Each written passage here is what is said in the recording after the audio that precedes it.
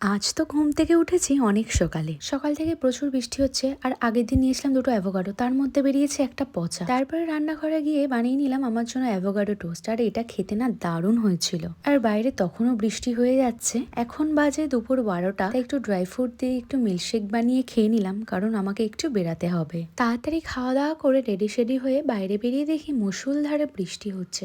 আর আমাদের হাবড়া স্টেশন রোডের অবস্থা দেখতে পাচ্ছ, কতটা জল।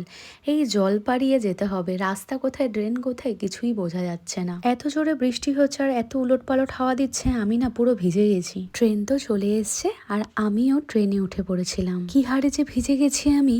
যাবার পথেই মিনির সাথে দেখা, কি কিউট না দেখতেও। দুপুরবেলা আজকে অনেক রকমের মাছ নিয়ে খেতে বসেছিলাম, তার মধ্যে ছিল ফেভারিট ইলিশ মাছ আর চিংড়ি মাছ। খাওয়া দাওয়া শেষ করে বসে পড়েছিলাম ন্যানির অন্নপ্রাশনের ক্যাসেট দেখতে। কি কিউট লাগছিল বলতো দেখতে ওকে। সবাই কত মজা করছে, কত ডান্স করছে বলতো। আজকে দিনটা তো আমার বেশ সুন্দরভাবেই কাটলো। আর এই বাচ্চা ছেলেটাকে যদি তোমরা চিনতে পারো অবশ্যই কমেন্টসে জানাবে। তারপর বাড়িতে এসে একটু মাছ ভাজা দিয়ে ভাত খেয়ে ডিনারটা কমপ্লিট করে নিন। তো চলো বন্ধুরা, আজকের মতন বাই, আবার দেখা হচ্ছে কালকে।